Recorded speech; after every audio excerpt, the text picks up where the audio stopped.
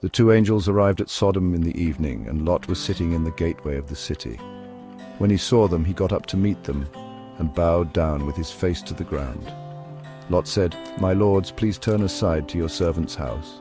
You can wash your feet and spend the night and then go on your way early in the morning." But the angels replied, "No, we will spend the night in the square." However, Lot insisted so strongly that they did go with him and entered his house.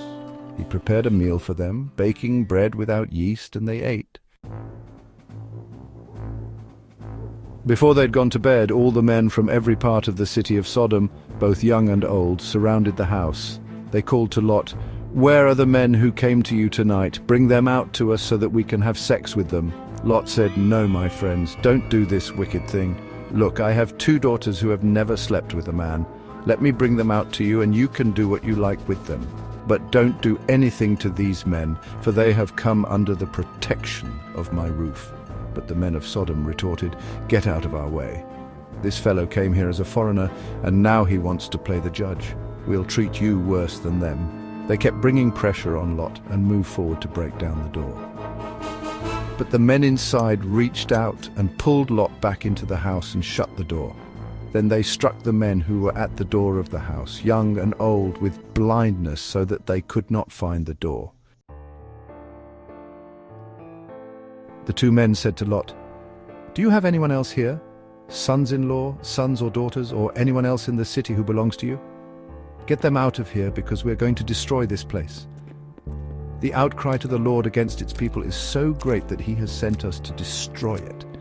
So Lot went out and spoke to his sons-in-law, who were pledged to marry his daughters. He said, "Hurry and get out of this place, because the Lord is about to destroy the city." But his sons-in-law thought he was joking. With the coming of dawn, the angels urged Lot, "Hurry, take your wife and your 2 daughters who are here, or you will be swept away when the city is punished." When he hesitated, the men grasped his hand and the hands of his wife and of his 2 daughters and led them safely out of the city, for the Lord was merciful to them. As soon as they had brought them out, one of them said, "Flee for your lives! Don't look back and don't stop anywhere in the plain. Flee to the mountains, or you will be swept away." Lot pleaded, "No, my lords, please.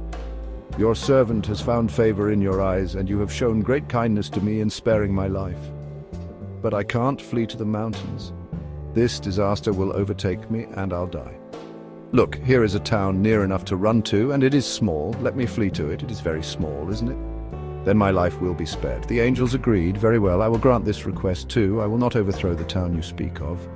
But flee there quickly, because I cannot do anything until you reach it." By the time Lot reached Zoar, the sun had risen over the land. Then the Lord rained down burning sulfur on Sodom and Gomorrah from the Lord out of the heavens. Thus he overthrew those cities and the entire plain, destroying all those living in the cities, and also the vegetation in the land. But Lot's wife looked back, and she became a pillar of salt. Early the next morning, Abraham got up and returned to the place where he had stood before the Lord. He looked down toward Sodom and Gomorrah, toward all the land of the plain, and he saw dense smoke rising from the land like smoke from a furnace.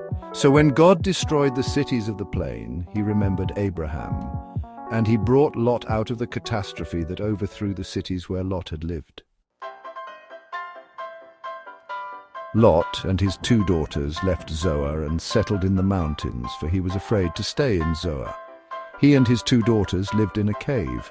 One day the older daughter said to the younger, "Our father is old, and there is no man around here to give us children, as is the custom all over the earth. Let's get our father to drink wine, and then sleep with him and preserve our family line through our father." That night they got their father to drink wine, and the older daughter went in and slept with him.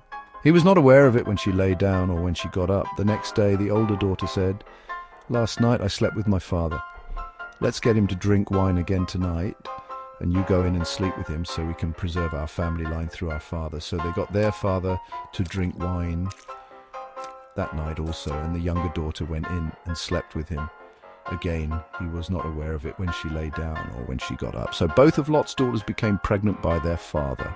The older daughter had a son, and she named him Moab. He is the father of the Moabites of today. The younger daughter also had a son, and she named him Ben-Ammi. He is the father of the Ammonites of today.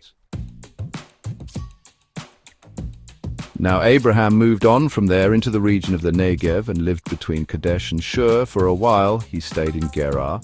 And there Abraham said of his wife Sarah, "She is my sister." Then Abimelech, king of Gerar, sent for Sarah and took her. But God came to Abimelech in a dream one night and said to him, "You are as good as dead because of the woman you have taken. She is a married woman." Abimelech said, "Lord, will you destroy an innocent nation? Did he not say to me, 'She is my sister'? And didn't she also say, 'He is my brother'? I have done this with a clear conscience and clean hands." God responded, "Yes, I know you did this with a clear conscience, and so I have kept you from sinning against me. That is why I did not let you touch her. Now return the man's wife, for he is a prophet, and he will pray for you and you will live. But if you do not return her, you may be sure that you and all who belong to you will die." Early the next morning, Abimelech summoned all his officials, and when he told them all that had happened, they were very much afraid. Then Abimelech called Abraham in and said, "What have you done to us? How have I wronged you that you have brought such great guilt upon me and my kingdom? You have done things to me that should never be done. What was your reason for doing this?" Abraham replied, "I said to myself, there is surely no fear of God in this place, and they will kill me because of my wife. Besides, she really is my sister, the daughter of my father, though not of my mother, and she became my wife. And when God had me wander from my father's household, I said to her, 'This is how you can show your love to me. Everywhere we go, say of me, he is my brother.'" Then Abimelech brought sheep and cattle and male and female slaves and gave them to Abraham, and he returned Sarah his wife to him. And Abimelech said, "My land is before you, live wherever you like." To Sarah he said, "I'm giving your brother 1,000 shekels of silver. This is to cover the offense against you before all who are with you. You are completely vindicated." Then Abraham prayed to God, and God healed Abimelech, his wife, and his female slaves, so they could have children again. For the Lord had kept all the women in Abimelech's household from conceiving because of Abraham's wife Sarah. Now the Lord was gracious to Sarah, as he had said, and the Lord did for Sarah what he had promised. Sarah became pregnant and bore a son to Abraham in his old age, at the very time God had promised him. Abraham gave the name Isaac to the son Sarah bore him. When his son Isaac was 8 days old, Abraham circumcised him, as God commanded him. Abraham was 100 years old when his son Isaac was born to him. Sarah, God has brought me laughter, and everyone who hears about this will laugh with me. Who would have said to Abraham that Sarah would nurse children? Yet I have borne him a son in his old age. The child grew and was weaned, and on the day Isaac was weaned, Abraham held a great feast. But Sarah saw that the son whom Hagar the Egyptian had borne to Abraham was mocking, and she said to Abraham, "Sarah, get rid of that slave woman and her son, for that woman's son will never share in the inheritance with my son Isaac." The matter distressed Abraham greatly because it concerned his son. But God said to him, "God, do not be so distressed about the boy and your slave woman. Listen to whatever Sarah tells you, because it is through Isaac that your offspring will be reckoned. I will make the son of the slave into a nation also, because he is your offspring." Early the next morning, Abraham took some food and a skin of water and gave them to Hagar. He set them on her shoulders and then sent her off with the boy. She went on her way and wandered in the desert of Beersheba. When the water in the skin was gone, she put the boy under one of the bushes. Then she went off and sat down about a bowshot away, for she thought, "Hagar, I cannot watch the boy die." And as she sat there, she began to sob. God heard the boy crying, and the angel of God called to Hagar from heaven and said to her, "Angel of God, what is the matter, Hagar? Do not be afraid. God has heard the boy crying as he lies there.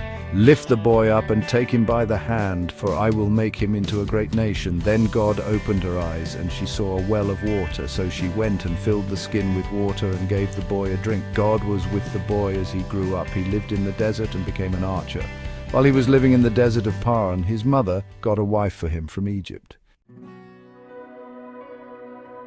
At that time, Abimelech and Phicol, the commander of his forces, said to Abraham, "Abimelech, God is with you in everything you do. Now swear to me here before God that you will not deal falsely with me or my children or my descendants. Show to me and the country where you now reside as a foreigner the same kindness I have shown to you." "Abraham, I swear it." Then Abraham complained to Abimelech about a well of water that Abimelech's servants had seized.